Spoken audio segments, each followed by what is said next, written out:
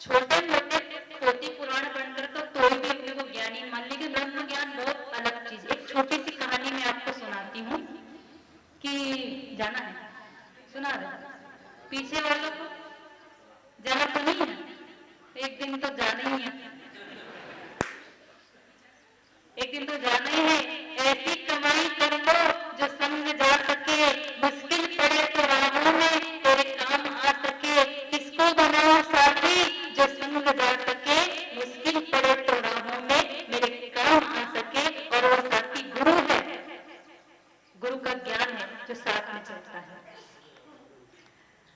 तुलसीदास जी महाराज के जो श्री रामचरितमानस है, उसमें एक छोटी सी कहानी उन्होंने आती है कि एक ऐसा गांव था जहाँ के लोग बहुत शास्त्र पुराण पढ़े हुए थे, जो बूढ़े बुजुर्ग थे या उनके भी जो बेटे वगैरह जो भी थे।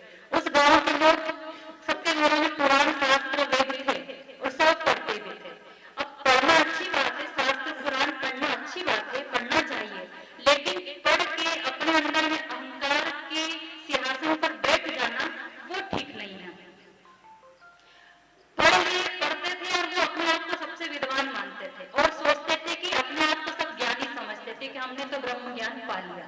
ब्रह्म ज्ञान के बारे में सुना होगा शास्त्रों में, अपने आप को सोचते थे हम तो ब्रह्म ज्ञानी, हमको न कोई जप तप पूजा पाठ और किसी का कुछ सुनने की जरूरत नहीं। उस गांव में वेद आया जो बड़ा उस जमाने का बहुत पहुंचा हुआ वैद्य था और उसका लाइलाज बीमारी का भी इलाज उसके पास था। और वो शिष्य था किसी ब्रह्म ज्ञानी का, गृहस्थी था, अपना काम धंधा जो लोग करते हैं तो वो वैद्य का काम करता था। तो वो सोचा कि चलो दूसरे गांव में भी जाते हैं, वहां भी थोड़ा कुछ अपना योगदान हो जाए, किसी कुछ फायदा हो जाए।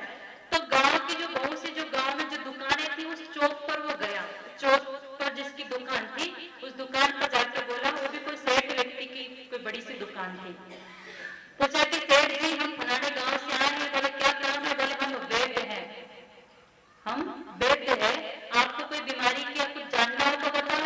अरे बोले हमें जरूरत नहीं, हम तो खुद ब्रह्म ज्ञानी हैं, हमें कुछ चीज की जरूरत नहीं है, तुम जाओ। उसको मन में सोचा कि अरे ब्रह्म ज्ञानी तो कभी बोलता ही नहीं होगा कि हम ब्रह्म ज्ञानी हैं। कहते ना छोटा चना बाजे गणा, अदगत गगरी छलकत जाए, आधा बड़ा उधर से लगता है, पूरा घड़ा घड़ा तो नहीं छलकता है। ऐसे थोड़ा ज्ञान सुन लिया, पोथी पन्ने पढ़ लिए तो वो अपने को तो बिल्कुल महारथी समझने लगे। सोचा कि छोड़ो दूसरे पास जाए। चौराहे किसी और दूसरे व्यक्ति की दुकान पर गया, वहां पर बुजुर्ग बैठा था, उससे चर्चा की तो वो भी अपने आप को ब्रह्म ज्ञानी बोल रहा था। बेचारा सुबह से दोपहर शाम होती है, गाँव में जिसके भी घर जिसकी दुकान खेत में जो भी मिले सबके पास जाए, सब अपने आप को ब्रह्म ज्ञानी बोले। और उसने मन में सोचा कि कुछ भी हो इनको ब्रह्म ज्ञानी क्या होते हैं ये समझ में आना चाहिए, ऐसे तो मैं जाऊंगा नहीं, सबक सिखा के जाऊंगा। अब हुआ ऐसा कि उस गांव का वो जो एरिया था, वहां का जो भी राजा था, उसका कोई तबीयत बहुत खराब थी।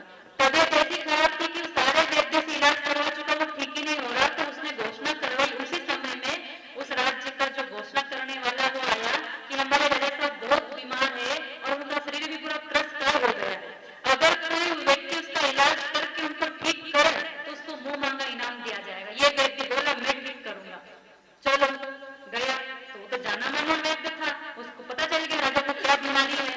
उसने पर जो भी जड़ी बूटियां थी घोट के दी और वैद्य को भी वहीं रुकवाया 2 दिन। उसने वैद्य ने बोला राजा साहब जब तक आप चलने फिरने लायक नहीं हो जाओ मैं यहीं रहूंगा और कुछ भी नहीं लूंगा तब तक। बोले ठीक है। 2 दिन हुई, जो भी काढ़ा वाड़ा घोट के जो भी खिलाया पिलाया, लेप मालिश करी, जो भी व्यवस्था की, राजा बिल्कुल खड़ा हो गया। जिसको बोलते पूरा बेड रेस्ट पे था, चलने लग गया। तीसरे दिन आके वैद्य ने पूछा कि भाई ठीक हो? बोले वैद्य ने राजा को पूछा, राजा ने बोला कि हाँ वैद्य साहब हम तो ठीक है, हो गए हैं, आपने तो बढ़िया इलाज किया, बड़ा अच्छा लगा, बहुत अच्छा भी लगा। आपको कुछ हल्का फुल्का कुछ खिचड़ी विचड़ी दाल चावल ये सब जो उस जमाने का जो भी होगा, बोले पतला जो भी खा भी लेता हूँ, पहले तो मेरा फलों के जूस पे चल रहा था, पर अब ठीक है, मैं अपने आप में अच्छा लग रहा है, पर कुछ कमजोरी लग रही है, ऐसी कोई दवाई दो कि मेरी कमजोरी दूर हो जाए, क्या आपके पास है? बोले है तो सही, पर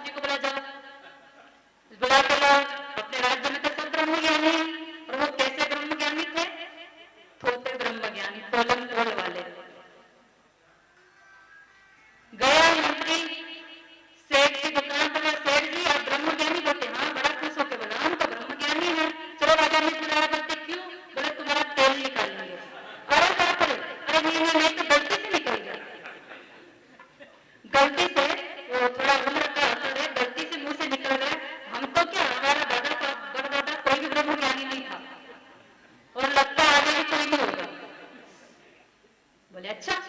दूसरे के पास गया और धीरे धीरे तो पूरे गांव में बात फैल गई, जाके सबको बता दिया भैया कोई बोलो मत, जो गलती से भी तुम ब्रह्म ज्ञानी मानो, वहां जाके